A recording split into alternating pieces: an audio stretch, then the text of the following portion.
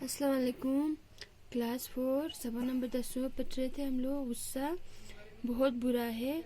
तो सबक हमने पूरा पढ़ लिया है, अल्फाजमानी भी किया है। आज सवाल जवाब करने की कोशिश करेंगे। देखिए यहाँ पे दूसरा है, जवाब लिखिए। पहला देखो, गुस्सा से कौन सा फितना पैदा होता है। तो जवाब देखिए यहाँ पे, गुस्सा से झगड़े का फितना पैदा होता है। दूसरा देखो, गुस्सा करना बुरा क्यों होता है। जवाब, क्योंकि गुस्सा सारे फितने का जड़ है। तीसरा देखो, आखिर में हमें क्या फैसला करना चाहिए। आखिर में हमें ये फैसला करना चाहिए कि हमें कभी गुस्सा नहीं करना चाहिए। तीसरा देखो, मिसरे लिखकर शेर मुकम्मल कीजिए। देखिए यहाँ पे, कोई नहीं है ऐसा उसे को कह दे अच्छा, इखलाक से रहूँगा गुस्सा नहीं करूँगा। ठीक, तो ये पूरा हो गया है सबक नंबर 10वां सवाल जवाब।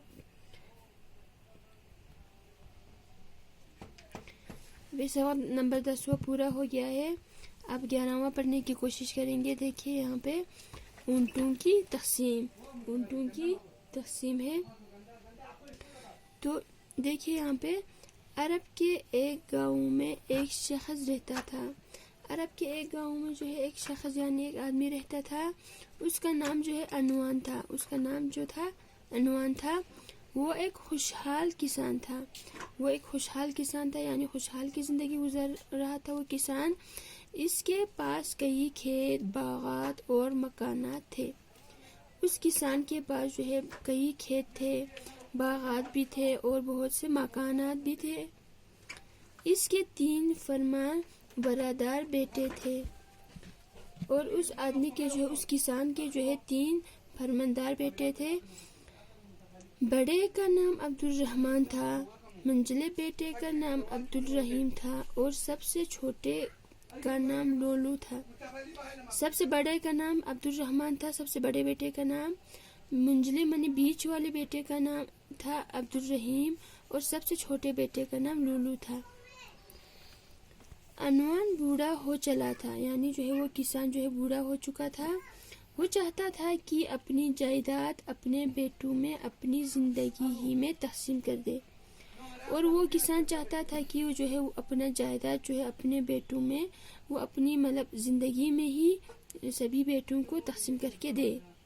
लेकिन खुदा का करना ऐसा हुआ कि वो अपने इरादे को अमल में ना ला सका। लेकिन अल्लाह ताला का ऐसा करना हुआ कि वो जो है अपने इरादे को यानी अपने जो मतलब उसने सोचा था उसको अमल में ना ला सका, वो नहीं कर सका, क्योंकि अजल ने उससे आगे रहा था। क्योंकि जो है उसे जो है मौत ने जो है आगे रहा था। अजल मतलब मौत ने आगे रहा था। जब इसको अपनी मौत का अंदाज़ा हो गया तो उसने अपने 3 बेटों को अपने पास बुलाया।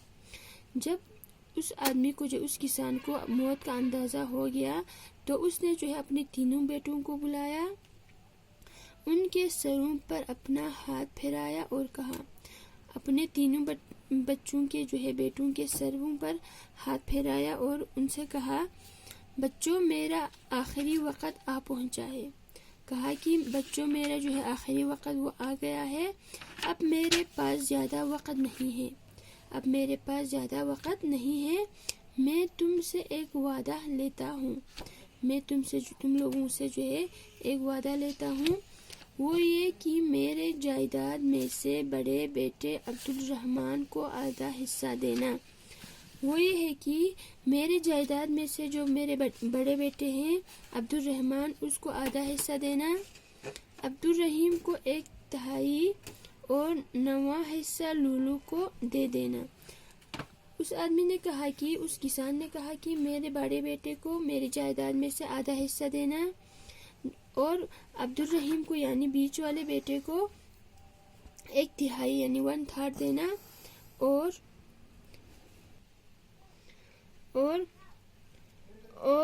9वां हिस्सा लूलू को देना। बाकी जो हिस्सा है वो किसको देना है, छोटे बच्चे को बेटे को देना। وہ ابھی اتنا ہی کہہ پایا تھا کہ اسے زور کی ہچکی آئی اور اس کے روح قبض عنصر سے پرواز کر گئی۔